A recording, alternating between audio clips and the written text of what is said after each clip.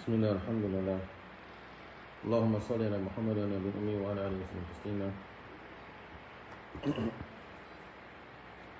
Today we're going to speak about Muhammad bin Wasi'. Muhammad bin Wasi'.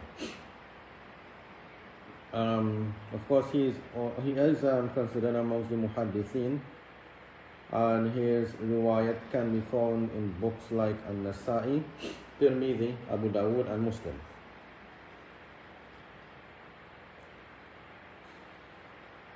So Muhammad bin Wasi' is Ibn Jabir bin Akhnas.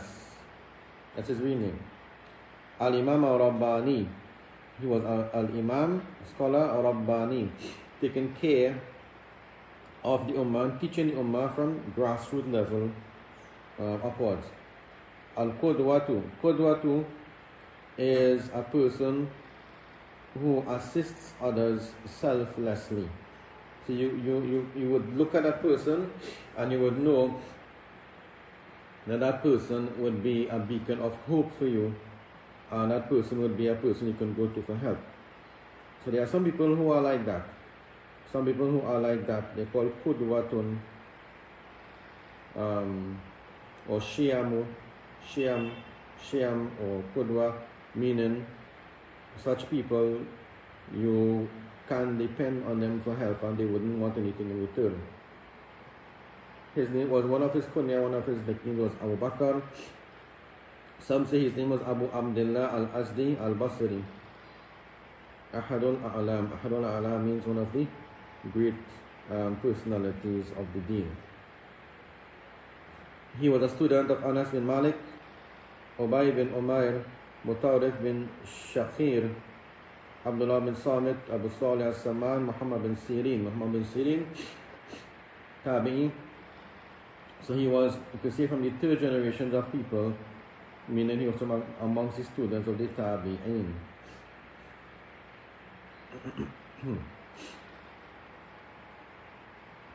He narrated a few ahadith.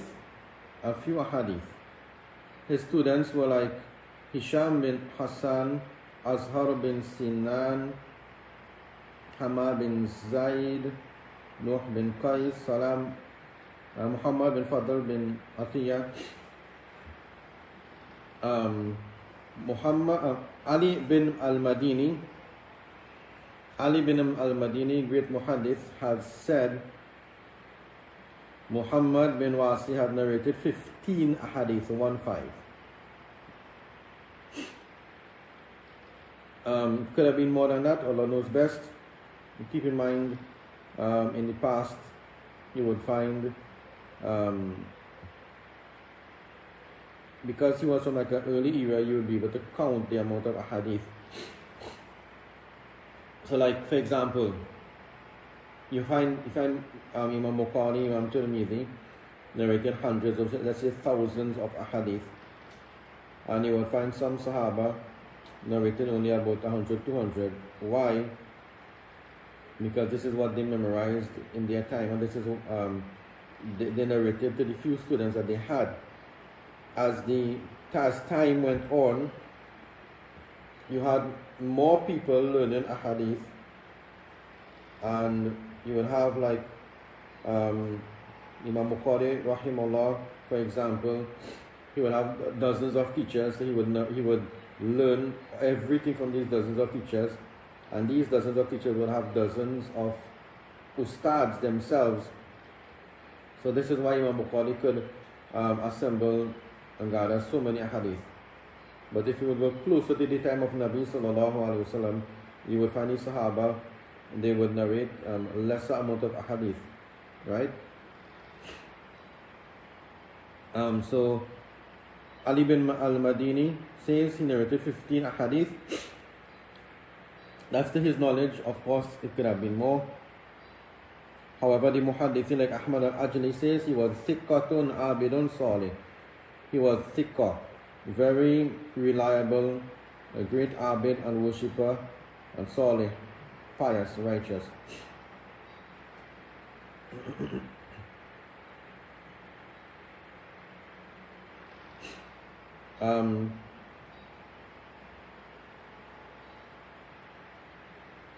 Ibn Shu'idab says, Lam yakun li Muhammad bin Wasi ibaratun zahira. You would not be able to find Muhammad bin Wasi doing a lot of extra ibadat openly amongst the people. Meaning, he would hide his piety, he would hide his ibadat.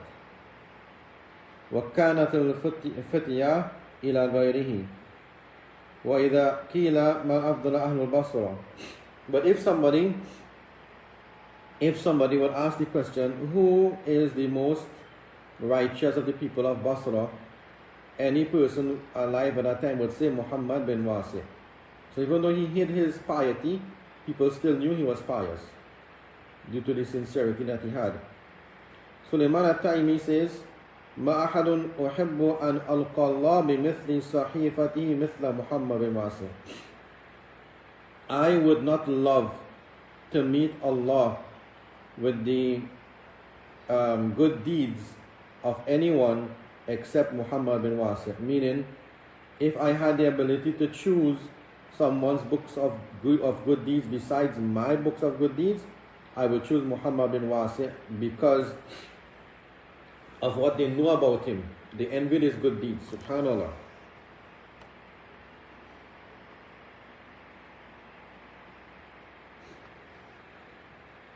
Mu'tamar narrates from his father. The father of Mu'tamar says, ما رأيت أحدا قط. I have never seen anyone أخشع من محمد bin Wasi, more righteous than Muhammad bin Wasi. Ja'far bin Sulaiman also says, Kuntu idha wajadtu min qalbi qaswa. Whenever I would find some hardness in my heart, meaning hardness means whenever I would find some laziness in doing ibadah. You know, many people, most of us, we experience that. You know, sometimes your iman itself drops, the level of your righteousness and strength to do ibadat, it drops. Because the level of iman rises and falls. So, Ja'far bin Sulaiman says, whenever I would find that qaswa, that hardness, that laziness to do ibadat, whenever I would find it in my heart, I would leave early in the morning. فَنَظَرُتُ إِلَى وَجْهِ مُحَمَّدٍ بِن وَاسِعٍ. And I would search for Muhammad bin Wasi and I would look at his face. كَأَنَّهُ ثَقَلِي. It was as if Muhammad bin Wasi's face was my support. You know, I could rely upon him. I could rely upon looking at his face, and all my laziness for ibadat will just go. This is why Imam Ghazali rahimahullah, he did mention in his book An-Nadhr ila al-Ulama Ibadah, to look at the face of the ulama is part of ibadah. You get rewards for it. But it doesn't just mean ulama who have learned to memorize books. It means ulama al-Rabbaniyun, the ulama who do khidmat for the ummah, who are practitioners of their knowledge. So ulama who do khidmat for the ummah and are practicing on their knowledge, these are the ones when you look at their face, it's counted as ibadah because they remind you of Allah. So this is something unique, you know. Who are you going to hear this about? Just looking at someone's face is going to strengthen your iman, and these people are testifying to that. Hamad bin Zaid says, Iman said to Muhammad bin Wasi, Awsini, please give me advice. Muhammad bin Wasi replies, Usika an takuna malikan or malakan. Usika an takuna malikan fi dunya wal akhirah. Malik here. Muhammad bin Wasi says, I advise you to be a king in this world and in the next. So the man says, Kaifa, how? Izhad fi dunya. Muhammad bin Wasi says, Izhad fi dunya. Take little of this dunya as possible. So, take little of the luxuries and enjoy this dunya as little as possible. You would be a king in this life and a king in the life after death. Muhammad bin Wasi says, Tuba liman wajada asha walam yajid ghada. Glad tidings to that person who finds dinner, but he would not find breakfast. وَوَجَدَ غَدَى وَلَمْ يَجِدْ عَشَاءَ, or he found breakfast and he didn't find dinner. وَاللَّهُ عَنْهُ رَاضٍ, Allah will be pleased with him. What he means is, a person who eats little, right, will be less greedy. And you would find sinners, sinful people, you would find them eating a lot. It's just a quality of sinful people. They eat a lot because they are not satisfied with a little. And sins are a result of a person's desires, excessive desires. So if they don't limit their desires, they don't care about whether they eat a lot or eat a little bit. So keep that in mind, inshallah. Sinful people usually eat a lot. So finding one meal a day and experiencing a bit of hunger, or eating only when you are hungry and not because it's time for lunch or time for dinner, this is part of the sunnah, and this is a quality of the pious people in the past. Ibn Uyayna, means Sufyan bin Uyayna, great muhaddith, great scholar, says, Qala Ibn Wasi, once Muhammad bin Wasi said, لو كان للذنوب ريح ما جلس إلي أحد. If sins had a smell, people wouldn't want to sit next to me. So being pious, being a muhaddith, being a person whom we spoke about so much already, he is still considering himself as a big sinner. If sins used to have a smell, people wouldn't want to sit next to me.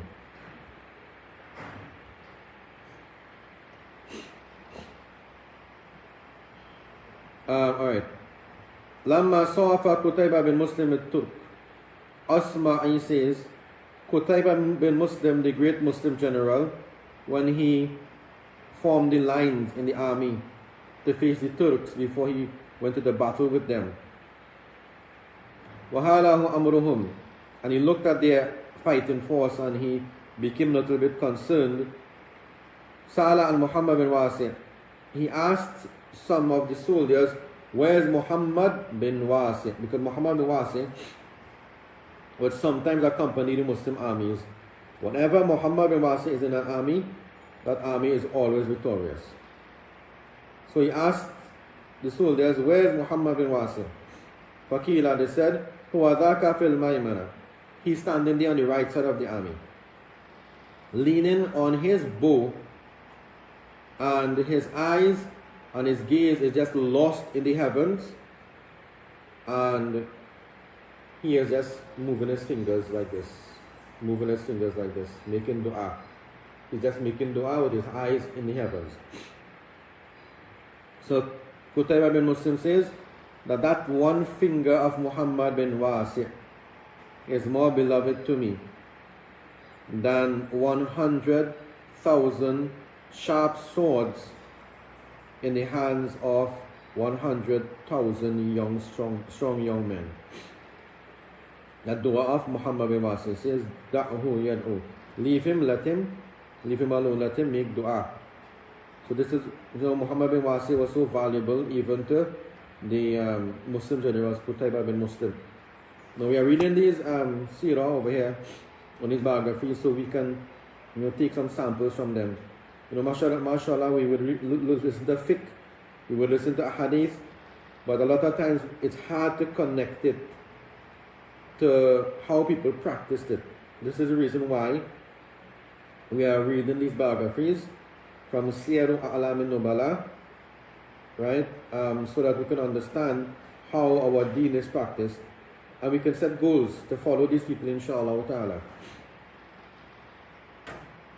So Hazam al-Quta'i says, Muhammad bin Wasi said at the time of death, Ya ikhwata, O brothers, O my brothers, Atadruna ayna yudhaba bi.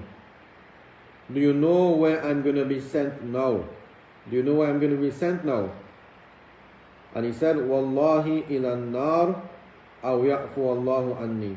He said, I swear by Allah, perhaps Allah may send me to the fire of hell, or perhaps Allah is going to pardon me.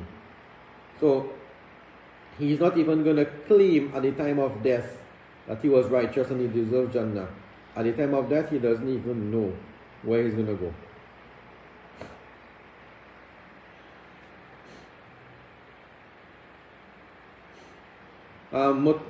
Matar al-Waraq says, La nazalu bi khairin. We will always remain enjoying good. We will always be enjoying good in this life. Ma bakiya lana ashakhuna. As long as our shuyukh, our sheikhs are amongst us. So Matar al-Waraq says, as long as our pious or righteous sheikhs are amongst us, life will always be good. And who are our pious sheikhs? He says, Malik bin Dinar, 1. Thabit al-Bunnani, 2. And Muhammad bin Wasi, 3. So, the question today is, where the Muhammad bin Wasi and where the Malik bin Dinar and the Thabit al-Bunnanis of today? These books that we're reading from has been compiled by Muhaddith, great Muhaddith Imam al-Dhahabi. And it's not wrong for us to study the biographies of these righteous people. There's no bid'ah in it, there's no shirk in it. We are learning about them because they were the lovers of Allah and Allah loved them. We can try to be like them. So even in our time, there may be people who have some level of piety to strengthen our own deen. We should try to find their company, because this was the advice of Imam Ghazali, Suhbatu Salih, having the company of a righteous person is better than Wahdaniya, being alone. Wal Wahdaniya, being alone, is better than Suhbatu Su, evil company. So righteous company assists you in doing righteousness and strengthens your iman.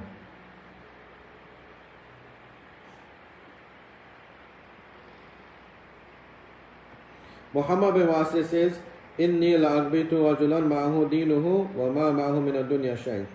I envy a man who has his deen intact and he does not have from the dunya except a little bit. Wa huwa rad, and he is pleased with that. He says, I envy a man like that.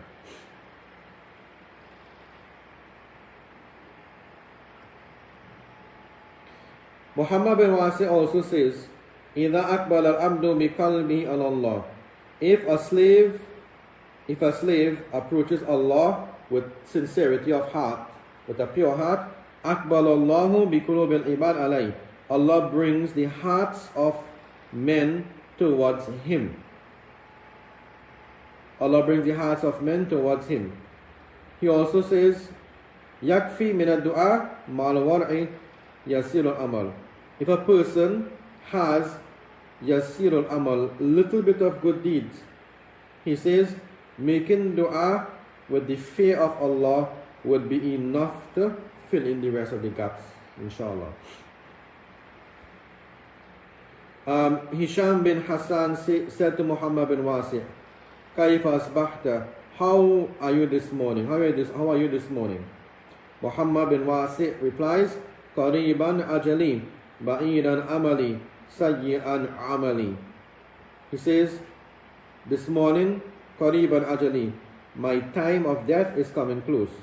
Ba'idan amali, but I have so many hopes I have not fulfilled as yet. Sayyi'an amali, and my evil deeds are a lot. This is what he said. This is how I am this morning.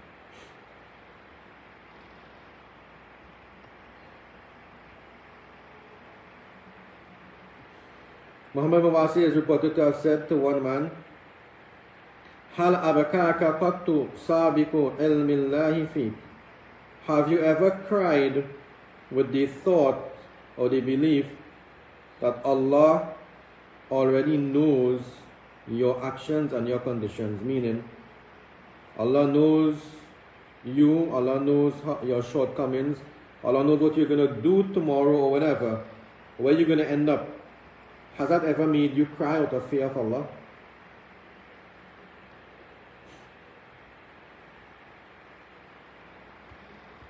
Let's do one last one, inshallah. Inna Rajul, Muhammad bin Wasi says, Inna Rajul la yabki 20 sana. A man would cry for 20 years, meaning in salat. Wa imratuhu ma'ahu la ta'lam. His wife may be with him for that 20 years and she does not even know. Meaning if you are crying and if you are doing something for Allah, even your wife, you should keep it, sometimes keep it from.